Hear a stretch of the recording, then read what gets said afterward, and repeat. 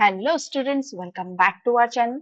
Students, previous class में हमने start किया था हमारा topic that is accounting for companies में हमारा फर्स्ट चैप्टर था issue of shares. Issue of shares हमारे इस चैप्टर में स्टूडेंट्स अभी हमने हमारे 2 क्लासेस को कंप्लीट कर लिया है, जिसमें हमने सबसे पहले पढ़ा था व्हाट इज कंपनी और उसके बाद सेकंड क्लास में हमने देखा था व्हाट आर शेयर्स। और आज हम देख रहे हैं, आज हम स्टडी करेंगे what are share capital. Share capital क्या होता है स्टूडेंट? शेयर कैपिटल और शेयर्स बहुत आर एक दूसरे से रिलेटेड। हम यहाँ पे शेयर्स को अब हम मतलब ही समझ सकते हैं, हमने शेयर का थोड़ा सा पार्ट हमने पढ़ लिया था और अब आज हम शेयर कैपिटल का एक ब्रॉड कंसेप्ट को स्टडी करेंगे। तो शेयर कैपिटल क्या कहता है? Share capital means the capital raised bye a company by issue of shares. ये वो वाला कैपिटल होता है, ये वो वाला पैसा होता है जो कंपनी अपने शेयर्स को मार्केट में इशू करके फंड को रेज करती है। ठीक है, जैसे अब हमारी कंपनी ने क्या करा कि अपने 500 शेयर्स को डिस्ट्रीब्यूट कर दिया मार्केट में एट द रेट ऑफ ₹100। तो उनके पास उससे कितने पैसे आ जाएंगे? 50,000 रुपए आ जाएंगे। एक शेयर होल्डर उनको 100 रुपए देगा, तो 500 कितने दे देंगे? 100 रुपए दे देंगे, तो 50,000 हो जाएंगे। ठीक है, तो यही हमारी होती है share capital. Many individual and institution contribute to verifying some of the company's capital, yet there is no separate capital account for each of these individual or institutions। अब हम यहाँ पे बात कर रहे हैं कि ऐसा नहीं है कि एक ही कंपनी, एक ही शेयर होल्डर, एक ही इंस्टीट्यूट कोई भी हमारी कंपनी के सारे शेयर्स परचेज करेगा। नहीं, यहाँ पे तो बहुत सारे शेयर होल्डर, बहुत सारे इंडिविजुअल्स होते हैं जो हमारी कंपनी के शेयर्स को इशू करते हैं। तो हम यहाँ पे हर एक इंडिविजुअल का और हर एक इंस्टीट्यूशन का सेपरेट अकाउंट नहीं बनाते हैं, हम बल्कि उनका क्या करते हैं, एक शेयर कैपिटल अकाउंट बना लेते हैं जिसमें इन सब को मेंशन कर दिया जाता है। There is one consolidated capital account called the share capital account। यहाँ पे सबका एक कंसोलिडेटेड कैपिटल अकाउंट बना दिया जाता है जिसको नाम दिया जाता है हमारा शेयर कैपिटल अकाउंट। ठीक है, तो share capital means amount received by the company against shares issued for subscription.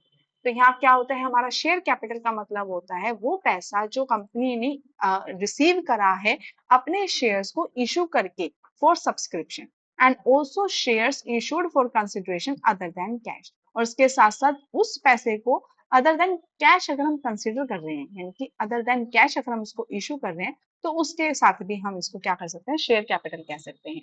जैसे अब हमने किसी कंपनी से फर्नीचर खरीदा और फर्नीचर था हमारा 40,000 रुपए का, तो हमने यहाँ क्या करे, उसको 400 शेयर इशू कर दिए एट द रेट ₹100 ईच। तो ये हमारा कहलाता है कंसिडरेशन अदर देन कैश। हमने उसको पैसा न देके अपने शेयर्स इशू कर दिए। ठीक है, the person shares are allotted are known as shareholders. और जिस पर्सन ने ये शेयर्स को परचेज किया या शेयर्स को अलॉट कंपनी ने किए, वो हमारा क्या कहलाता है, शेयर होल्डर्स कहलाता है।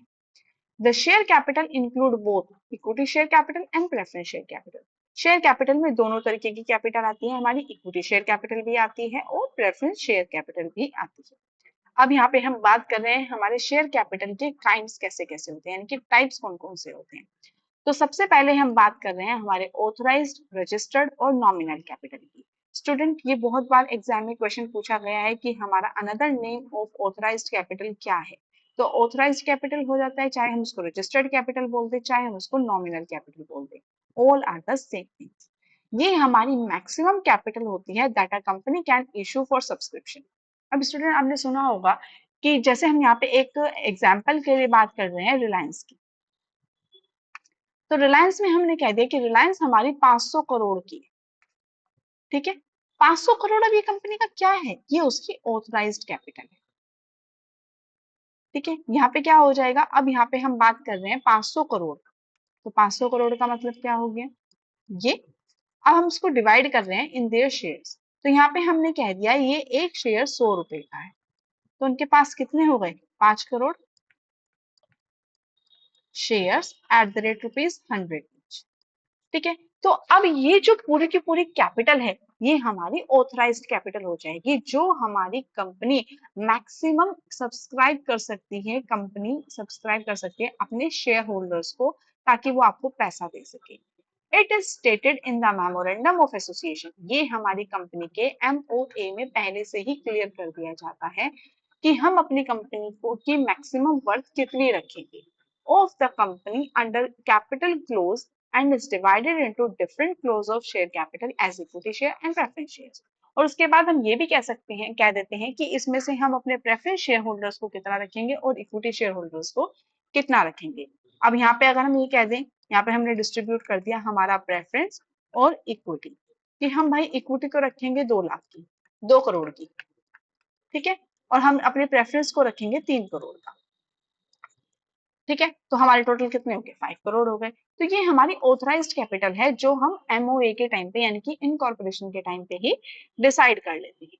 उसके बाद हम बात कर रहे हैं हमारी इशूड कैपिटल। अब इशूड कैपिटल क्या है, जो हमारी टोटल कैपिटल है, जो हमारी हमारी authorised capital that is 5 crore, इसमें से हमने पब्लिक को कितना इशू करने के लिए कहा। तो यहाँ पे हमारे 5 करोड़ में से अगर हम पब्लिक को बोल देते हैं कि आप 1 करोड़ इशू कर लीजिए, यानी कि आप हमारी कंपनी के 1 करोड़ शेयर्स को इशू कर सकते हैं, यानी कि उसके लिए आप हमारी कंपनी की ओनरशिप को परचेज कर सकते हैं। तो इशूड क्या कैपिटल कितना हो गया आपका, 1 करोड़, और अनइशूड कितना हो गया आपका, 4 करोड़। अनइशूड कैपिटल होता है जो हमने अपनी कंपनी को नहीं, अपनी कंपनी ने हमारी कंपनी ने शेयर होल्डर्स को इशू नहीं करने दिया, तो वो हमारा कहलाता है अनइशूड। तो इशूड कैपिटल देख लेते हैं। The capital is that part of authorised capital which a company has issued for subscription up to the date of balance sheet. Up to the date of balance sheet का मतलब क्या है कि हमने अपनी बैलेंस शीट की date तक कितने शेयर होल्डर्स को हमारे शेयर्स इशू किए हैं, ठीक है। Share issued under each class of share capital, चाहे वो इक्विटी हो चाहे वो प्रेफरेंस हो, giving the number of shares issued and their nominal face value is shown in the notes to accounts on share capital. तो ये हमारा जो होता है इसकी फेस वैल्यू, अब फेस वैल्यू कितनी है इसकी, 100 रुपीज, ठीक है। तो ये जो है ये हम पहले ही हमारे notes to accounts share capital के अंडर लिखते हैं। एक issued capital can be less और लेस इक्वल टू और लेस देन ऑथराइज्ड कैपिटल, यानी कि हमारी जो इशूड कैपिटल है वो या तो इसके बराबर हो सकती है या फिर इससे कम हो सकती है, लेकिन इससे ज्यादा नहीं हो सकती, ठीक है। तो नेक्स्ट हम बात कर रहे हैं हमारी सब्सक्राइब कैपिटल की। अब सब्सक्राइब कैपिटल क्या हो जाता है, सब्सक्राइब कैपिटल होता है, इसके हमारे 3 तरीके के पार्ट होते हैं। अब सपोज कीजिए हमारी कंपनी ने पब्लिक को इशू तो करने के लिए कह दिया कि हाँ, आप हमारी कंपनी के शेयर्स को इशू कर सकते हैं 1 करोड़, लेकिन अब एप्लीकेशन आई यानी कि लोगों ने इंटरेस्टेड होकर बोला कि हाँ हम तो खरीदेंगे, हम तो खरीदेंगे, तो यहाँ पे हो गए हमारे पास एप्लीकेशन आ गई 1.5 करोड़, ठीक है। तो ये हमारा हो जाता है ओवर सब्सक्रिप्शन, इसको हम बोलते हैं ओवर सब्सक्रिप्शन। जब हमारे पास एप्लीकेशन तो ज्यादा आ जाए लेकिन हमने इशू कम की हो, ओवर सब्सक्रिप्शन हो गया। हमने जितने इशू किए उतने ही हमें मिल गए, तो इसको बोलते हैं फुल्ली सब्सक्रिप्शन। और अगर हमने बात करी यहाँ पे, इशू तो किया हमने यहाँ पे 1 करोड़, लेकिन हमारे पास रिसीव हुए हैं 80 लाख, तो ये हमारा कहलाता है अंडर सब्सक्रिप्शन। तो जब पूरे के पूरे मिले तो फुल्ली सब्सक्रिप्शन, ज्यादा मिले तो ओवर सब्सक्रिप्शन, और कम मिले तो उसको हम बोलते हैं अंडर सब्सक्रिप्शन। अब इसके भी हमारे 2 टाइप होते हैं, इसको पहले हम देख लेते हैं। Subscribe capital is that part of issued capital which has been subscribed to the public, जो हम पब्लिक को सब्सक्राइब कर देते हैं, amount received by the company whether in cash और इन काइंड। काइंड में हमारा यहाँ क्या हो जाता है, काइंड हो जाता है अगर हमें किसी और पार्ट में या किसी और तरीके से कुछ पैसा मिल रहा हो, ठीक है, चाहे हमें उसके बदले कोई एसेट मिल गई हो या फिर हमें उसके बदले कोई स्टॉक मिल गया हो, तो ये सब हमारा क्या हो जाता है, ये हमारा इन काइंड हो जाता है। तो सब्सक्राइब कैपिटल को हम कैसे कैसे बोल सकते हैं, सब्सक्राइब्ड एंड फुल्ली पेड। पहला हो जाता है हमारा जितने हमने सब्सक्राइब करे उसमें हमें पूरा का पूरा पैसा रिफंड मतलब मिल गया है, हमारा 100 रुपए के शेयर थे और 100 रुपए के 100 रुपए हमें मिल चुके हैं। The company has called the full nominal value of the shares and has received the amount called up.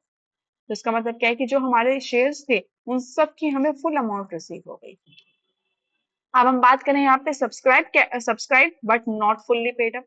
जैसे हम बात करें कि यहाँ पे हमारे पास 10,000 शेयर होल्डर्स थे जिनको हमने इशू किए, लेकिन हमें पैसे इस बार सिर्फ और सिर्फ 9,000 शेयर होल्डर्स नहीं दिए, तो 1,000 हमारे क्या हो गए, यहाँ पे हमारे 1,000 शेयर कैपिटल हमारे कौन से हो गए, जो कॉल्स इन एरियर्स वाले हो गए, यानी कि इन्होंने पैसा देने के लिए हमें अभी मना कर दिया।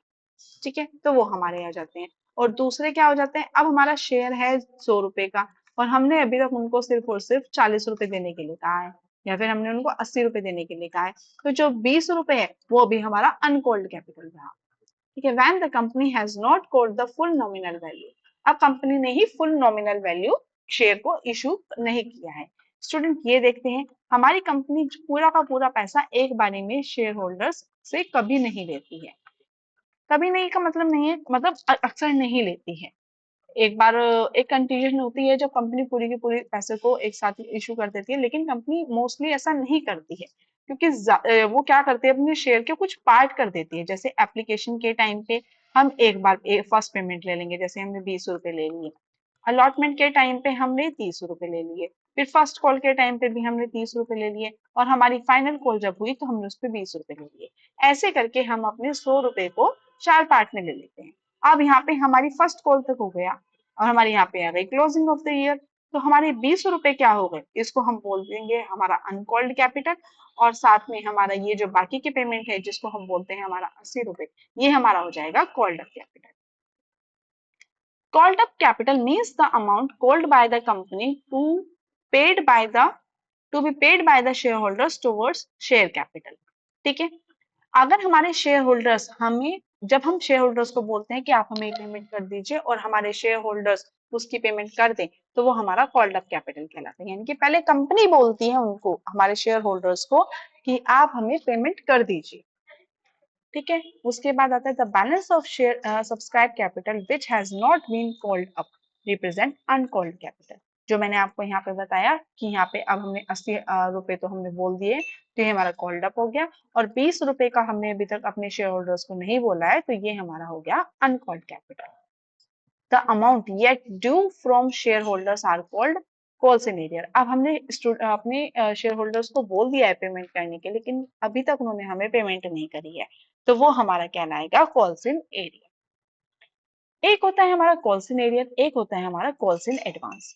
कॉल्स इन एरियर क्या हो गया कि हमने अपने शेयर होल्डर को बोल दिया कि आप हमें पेमेंट कर दीजिए, लेकिन उन्होंने अभी तक हमें पेमेंट नहीं करी, तो ये तो हो जाएंगे हमारे calls in arrear.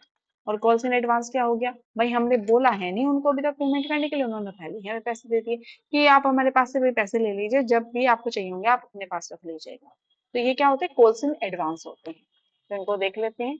Calls in arrears means the amount not received by the company against the amount called up by its towards share capital। ये शेयर कैपिटल के द्वारा अभी तक पेमेंट नहीं रिसीव गई, हमारे शेयर होल्डर्स ने अभी तक हमारी कंपनी को पेमेंट नहीं दी है। और कॉल्स इन एडवांस क्या हो जाता है, अ कंपनी में receive amount against calls not yet made, कि अभी तक हमने कॉल मेड नहीं की फिर भी हमें उसकी अमाउंट रिसीव हो गई, तो इनको हम बोलते हैं कॉल्स इन एडवांस। नेक्स्ट हम देख रहे हैं students paid up capital. Paid up capital क्या होती है, the amount of called up capital, जो हमारी कॉल्ड अप कैपिटल है which has been actually paid by the shareholder is called paid up capital. Paid up capital होते हैं, यहाँ पे हम बात करें हमारे 4,000 शेयर्स हैं, जिसपे हम बात करें 80 रुपए की हमें पेमेंट मिल चुकी है, तो कितने हो गए, हमें 3,20,000 की हमें अमाउंट रिसीव हो चुके हैं, तो ये हमारी कहलाएगी पेड अप कैपिटल। ठीक है, अब पेड अप कैपिटल में क्या होता है, the amount yet due from shareholders are called calls in arrear. इस पेड अप कैपिटल में अगर हमारी कोई अमाउंट ऐसी है जो कॉल्स इन एरियर, यानी कि हमारे शेयर होल्डर्स ने अभी तक पे नहीं की है, तो उसको हम बोलते हैं कॉल्स इन एरियर। ठीक है, उसके बाद हम देख रहे हैं हमारा next topic that is reserves and surplus. ये क्या होता है, रिजर्व्स एंड सरप्लस, ये हम अच्छी तरह से जानते हैं। हमारे रिजर्व्स क्या होता है, जो एक प्रॉफिट का पोर्शन हम अपनी कंपनी के बेटरमेंट के लिए पहले से ही अलग साइड में करते हैं, तो वो हमारे कहलाते हैं रिजर्व। ठीक है, reserves means amount set aside out of profit and other surplus which are not earmarked in any way to meet any particular liability। हम इस पैसे से हमारी किसी भी लाइबिलिटी को पे ऑफ नहीं करते, ये हम सिर्फ और सिर्फ हमारी कंपनी के बेटरमेंट के लिए यूज करते हैं।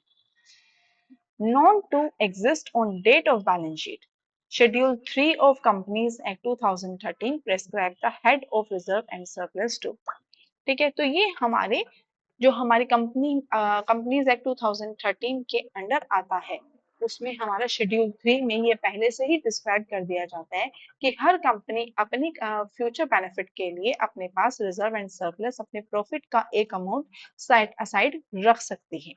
उसके बाद हम बात करते हैं हमारे रिजर्व कैपिटल की।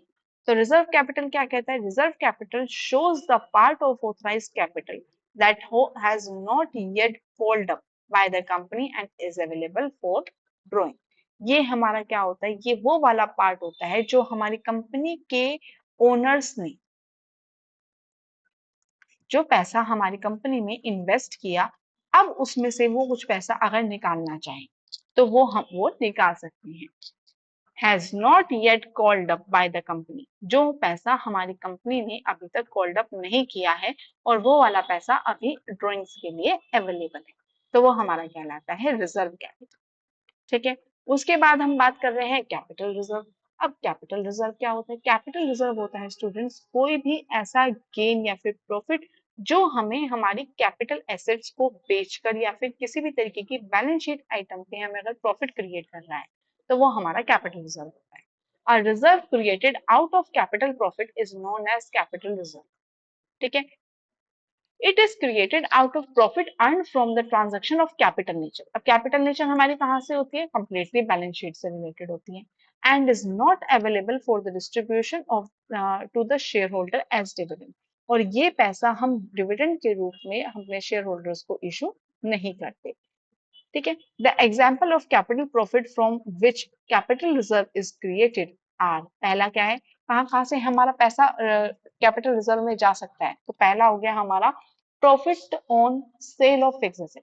अगर हमने अपनी फिक्स एसेट यानी कि हमारे पास, हम बात करें हमारे पास कोई मशीनरी थी जो 5 लाख रुपए की थी और हमने उसको जब मार्केट में बेचा तो वो 6 लाख रुपए की बिक गई, तो 1 लाख रुपए का यहाँ पे क्या हो गया? हमें प्रॉफिट हो गया। तो ये प्रॉफिट हमारा कैपिटल प्रॉफिट है। ठीक है, और ये हमारा कैपिटल रिजर्व में जाएगा। सेकेंड हम बात करें प्रॉफिट और gain on sale of investment. अब ऐसे ही अगर हमारी इन्वेस्टमेंट कोई थी, इन्वेस्टमेंट अगर हमारी 5 लाख रुपए की थी और उसको हमने 6 लाख रुपए का मार्केट में बेच दिया तो वो 1 लाख रुपए का गेन कहाँ चला गया? हमारा इन्वेस्टमेंट का पार्ट हो गया। या फिर अगर हमने इशू किया या फिर री इशू किया हमारे फॉरफिटेड शेयर्स को तो वो वाली चीज हो गई। या फिर हमने अपने गेन या फिर प्रॉफिट किया जो हमारा एग्जिस्टिंग बिजनेस है, अगर हमने उसी को मतलब किसी का एग्जिस्टिंग बिजनेस अगर हमने परचेज कर लिया, चलता बिजनेस अगर हम किसी का उठा लें, जैसे ABC कंपनी कोई चल रही है और उसको हमारी XYZ कंपनी परचेज कर लेती है, तो अगर इसका कोई प्रॉफिट हुआ है तो वो भी हमारा किस में चला जाएगा? कैपिटल प्रॉफिट में चला जाएगा। Gain on revaluation of assets and liabilities. अगर हमारी कंपनी के रीवैल्यूएशन कर रहे हैं, स्टूडेंट्स आपने पढ़ा होगा हमारी पार्टनरशिप, पार्टनरशिप में हम क्या करते थे? पार्टनरशिप में हम अपनी कंपनी के जब भी हमारा एडमिशन ऑफ अ पार्टनर होता था या रिटायरमेंट हम करते थे या डेथ होती थी तो हम वहां पे रीवैल्यूएशन करते थे अपनी एसेट्स को और लायबिलिटीज को, तो उनसे जो प्रॉफिट होता है वो भी हमारा कैपिटल प्रॉफिट का पार्ट होता है। Profit earn by the company prior to its incorporation. अब यहाँ पे क्या होता है? प्रायर टू इट्स कॉर्पोरेशन का मतलब हो जाता है अगर हमारी कंपनी पहले कहीं मतलब पहले हमने, ऐसा तो नहीं है कि हमने काम शुरू किया और सीधा उसको कंपनी बना दिया, नहीं, पहले हमारे जितने भी शेयर होल्डर्स होते हैं, जो कंपनी हमारी कंपनी के ओनर्स होते हैं, वो क्या करते हैं? पहले कुछ सालों तक अपने बिजनेस को चला कर देखते हैं, 1 साल 2 साल 3 साल वो पहले चलाकर देखते हैं कि हाँ हमारे हम इस कॉर्पोरेट फील्ड में हम लाए भी कर सकते हैं नहीं कर सकते हैं। 3 सालों के बाद उनको लगा कि हाँ भाई अब हम कंपनी में मार्केट में अपना पैर जमा चुके हैं, अब हमें हमारी फर्म को कंपनी बना देनी चाहिए। ठीक है, अब वो जो कंपनी बनने से पहले एज अ फर्म उसने जो प्रॉफिट कमाया होगा तो वो प्रॉफिट भी हमारा क्या कहलाता है? कैपिटल रिजर्व कहलाता है। और इसके साथ साथ हमारा क्या होता है? अगर हम शेयर प्रीमियम कर रहे हैं यानी कि हमारा 100 रुपए का शेयर अगर हमने 120 रुपए में बेच दिया तो ये जो 20 रुपए है ये भी आपका कैपिटल रिजर्व कहलाता है। कैपिटल रिडम्पशन रिजर्व, अगर हमने अपने पैसे को रिडीम करने के लिए अगर कोई रिजर्व बना रखा है तो वो भी हमारा कैपिटल रिजर्व का ही पार्ट होता है। डेवलपमेंट रिबेट रिजर्व, अगर हमने अपने फर्म के डेवलपमेंट के लिए कोई अपना पैसा बचा रखा है तो वो भी हमारा क्या हो जाएगा, कैपिटल रिजर्व का पार्ट हो जाएगा। अब हम यहाँ पे एक छोटा सा डिफरेंस देख लेते हैं हमारा, that is differentiate between capital reserve and reserve capital. इन दोनों में डिफरेंस क्या होता है, तो पहले तो हम बात कर लेते हैं हमारी मीनिंग की। तो मीनिंग क्या होता है, profit earn by the company through special transactions. Capital reserve क्या होता है हमारा, जो हमारी कंपनी के स्पेशल ट्रांजेक्शंस के द्वारा किया जाता है। स्पेशल ट्रांजेक्शन जो हम रेयरली करते हैं, ऐसा नहीं कि रोज रोज कर रहे हैं। अब हमारी कंपनी की हमारी जो शेयर्स है, बार बार तो उनको फॉरफिट नहीं कर रहे हैं ना, या हम अपनी कंपनी के जो एसेट्स हैं उनको तो बार बार मार्केट में बेचने नहीं जा रहे हैं ना, कि नहीं नहीं हमें बेनिफिट होगा तो बेच दो उनको, नहीं। those are not available for distributing dividend to shareholder is known as reserve capital reserve। और इस पैसे को हम हमारे शेयर होल्डर्स में डिस्ट्रीब्यूट नहीं करते एज अ डिविडेंड। बात कर रहे हैं रिजर्व कैपिटल की, the part of uncalled capital that is called up only on the event of companies liquidation. यानी कि हम बात करें यहाँ पे वाइंड अप, ये पैसा सिर्फ और सिर्फ कब तक के लिए रहता है, जब हमारी कंपनी की वाइंड अप होने वाली है। ठीक है, जब हमारी कंपनी वाइंड अप होने वाली है तभी हम अपने इस कैपिटल को इशू करते हैं। क्रिएटेड आउट ऑफ, तो हमारा जो रिजर्व कैपिटल है वो बनता है कैपिटल प्रॉफिट से, और रिजर्व कैपिटल बनता है हमारी ऑथराइज्ड कैपिटल से, नॉमिनल कैपिटल से, या फिर रजिस्टर्ड कैपिटल से। ये तीनों नाम थे ना, तो ये इसमें से बनता है। बात करें हम डिस्क्लोजर की, तो ऑन द, ये हमारा कहाँ पे शो किया जाता है, ये हमारी लायबिलिटी साइड में रिजर्व एंड सरप्लस के अंदर शो किया जाता है। ठीक है, बैलेंस शीट में देखा था ना हमने, जब हम बैलेंस शीट का फॉर्मूला बना रहे थे, तो यहाँ पे लायबिलिटी साइड थी, और लायबिलिटी साइड के अंदर हमारा यहाँ पे रिजर्व एंड सरप्लस का फॉर्मूला आता है, वहां पे हम लिखते हैं हमारा कैपिटल रिजर्व। ठीक है, तो ये वहां पर शो किया जाता है, और रिजर्व कैपिटल जो होता है ये हमारा शो नहीं किया जाता, नॉट डिस्क्लोज एट ऑल। उसके बाद हम बात कर रहे हैं नीड ऑफ क्रिएशन, क्या जरूरत है इसको बनाने की। तो जो हमारा कैपिटल रिजर्व होता है वो मैंडेटरी होता है, भाई जरूरी है आपको बनाना। और ये जो होता है रिजर्व कैपिटल, ये आपका वॉलेंट्री होता है, यानी कि ये हमारा पहले पूछा जाता है उसके बाद बनता है। स्पेसिफिक कंडीशंस क्या है, इसकी कोई स्पेसिफिक कंडीशन नहीं होती है, लेकिन इसको बनाने के लिए हमें AGM that is annual general meeting में एक रेजोल्यूशन पास करना पड़ता है, अपने सभी शेयर होल्डर्स से उस पर साइन कराने होते हैं कि हाँ जी हम अपने पास रिजर्व कैपिटल मेंटेन कर रहे हैं। बात अगर करें यूटिलाइजेशन की, तो रिजर्व कैपिटल रिजर्व का जो पैसा होता है उसका पैसा कहाँ किया जाता है, तो उसका पैसा यूज हम करते हैं हमारी फिक्टिशियस एसेट्स को यूज करने में, या फिर कैपिटल लॉसेस को रिकवर करने में। कैपिटल लॉस कैसे हो जाएंगे, जैसे हमारा 5 लाख रुपए का कोई एसेट था और हमने उसको अब 4 लाख रुपए का बेच दिया, तो भाई 1 लाख रुपए का लॉस हो गया ना, तो वो लॉस कहाँ से हम कवर अप करते हैं, वो भी हम कैपिटल रिजर्व से कवर अप करते हैं। बात करें रिजर्व कैपिटल की, तो रिजर्व कैपिटल का कब यूटिलाइजेशन होता है, when the company is about to wind up, जब हमारी कंपनी वाइंड अप होने की कगार पे होती है तब हम इस पैसे का इस्तेमाल करते हैं। ठीक है स्टूडेंट, अगर आपको आज की क्लास अच्छी लगी हो तो please do like share and subscribe our channel. Students, अगर आपको कोई भी डाउट होता है तो आप हमारे कमेंट सेक्शन में